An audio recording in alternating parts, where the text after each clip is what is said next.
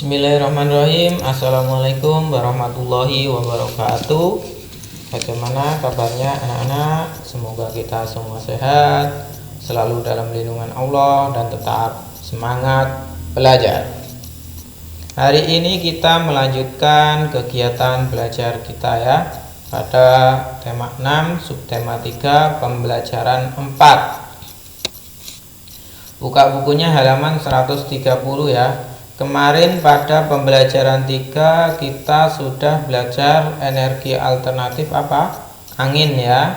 Pada pembelajaran 4 ini kita belajar tentang energi alternatif yang lain, yaitu air. Ayo membaca. Nah, ada perintah membaca ya. Kita baca dulu, kita pahami dari bacaan ini ya. Jadi jangan pernah malas membaca ya, jangan bosan membaca. Kita harus sering-sering atau banyak-banyak membaca. Bapak bacakan, anak-anak simak dan dengarkan baik-baik sambil melihat bukunya. Air sumber energi alternatif. Nah, ini ya, salah satu energi alternatif pengganti bahan bakar minyak, salah satunya yaitu air. Kemarin ada angin ya, sekarang air. Air merupakan sumber energi alternatif. Energi air dapat dimanfaatkan untuk berbagai keperluan. Sebagai pengganti bahan bakar minyak, air digunakan untuk pembangkit listrik. Untuk penerangan, orang banyak menggunakan bahan bakar minyak. Ya, ternyata air ini juga bisa dimanfaatkan sebagai energi listrik. Pernah kita pelajari sebelumnya ya, kemarin pada subtema 2 ya, pembangkit listrik tenaga air ya, PLTA. Jadi air dialirkan ke waduk. Ke waduk situ nanti ada kincir air, ada generator. Air tersebut menggerakkan kincir, kincir menggerakkan generator. Dari generator tersebut nanti akan menghasilkan aliran listrik. Sekarang penerangan lebih banyak menggunakan energi listrik. Bahkan saat ini sudah diproduksi kendaraan-kendaraan bertenaga listrik. Saat ini listrik menjadi kebutuhan yang sangat penting bagi masyarakat, terutama bagi masyarakat di daerah perkotaan. Listrik dari hasil tenaga air tergolong energi yang tidak pernah habis. Meskipun demikian, kita tetap harus menggunakannya dengan hemat, gitu ya. Jadi listrik pengganti bahan bakar minyak. Salah satu energi pengganti bahan-bahan minyak yaitu air. Air yang diolah bisa menjadi listrik. Karena kenapa? Kita banyak membutuhkan listrik ya di rumah untuk keperluan penerangan, untuk lampu ya, lampu-lampu di rumah, terus untuk setrika, untuk kulkas, semua membutuhkan listrik. Walaupun dengan air bisa diolah menjadi energi listrik, tetapi kita harus tetap hemat dalam menggunakan listrik ya. Jadi kalau siang hari lampu-lampu jangan lupa dimatikan. Keran air di rumah jangan lupa dimatikan kalau sudah dipakai. Jadi kita harus tetap hemat dalam menggunakan energi. Ayo berlatih, tuliskan apa yang kalian pahami dari bacaan di atas pada tempat yang tersedia. Ceritakan dengan bahasamu sendiri, ceritakan hasilmu di depan teman-teman dan gurumu. Nah, ini tugas anak-anak untuk menceritakan kembali. Anak-anak baca dulu ini, dibaca dan dipahami.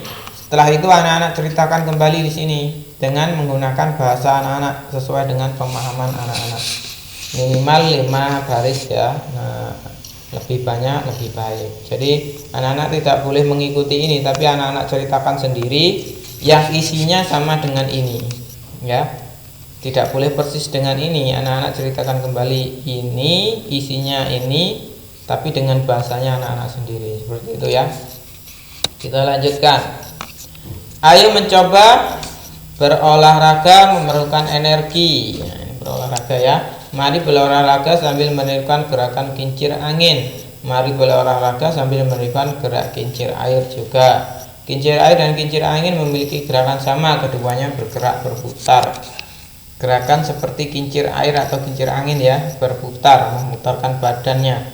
Dapatkah kamu menggerakkan badan berputar seperti kincir air dan kincir angin? Ikuti tahapan gerakan berikut. Nah, seperti ini ya contoh gerakannya.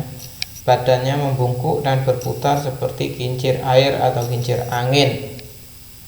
Ini ada cara melakukannya, ada 10 ya tahapannya.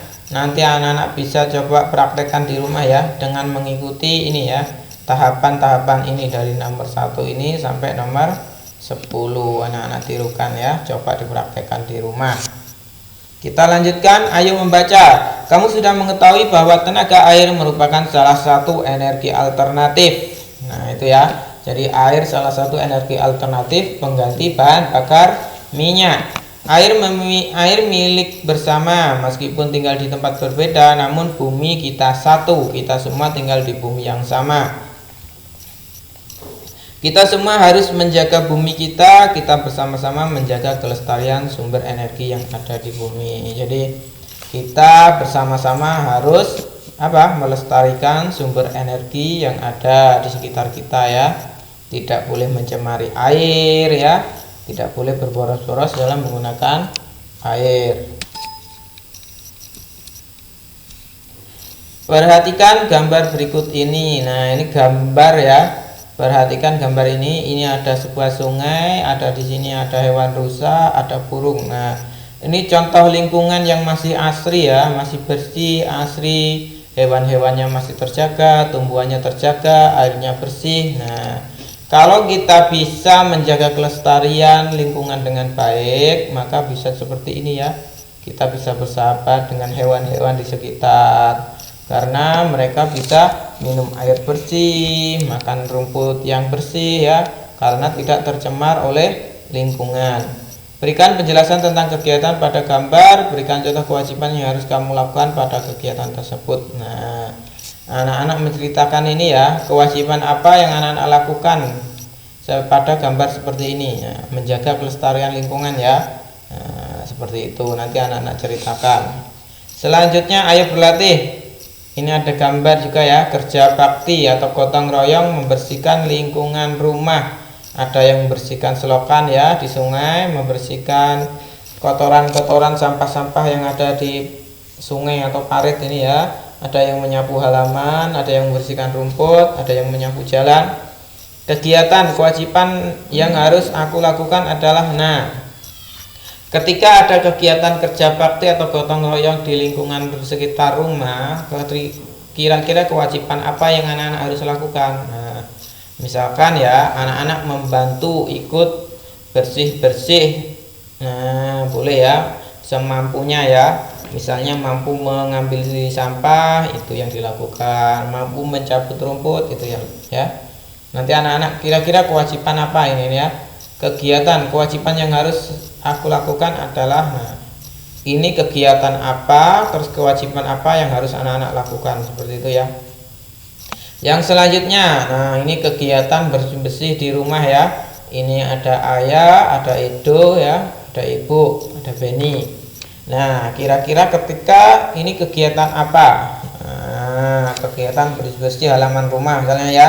Nah, kewajiban apa yang harus anak-anak lakukan ketika orang tua bersih-bersih sekitar rumah? Nah, seperti itu ya. Yang ketiga, ini kegiatan apa? Memotong pohon ya. Nah, kewajiban apa yang harus aku lakukan?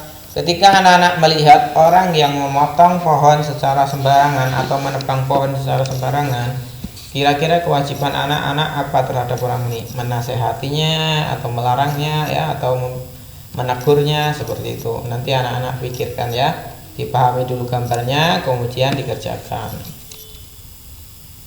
Nah, sekian ya pada pembelajaran 4 kali ini. Kita belajar tentang energi alternatif, yaitu salah satunya apa?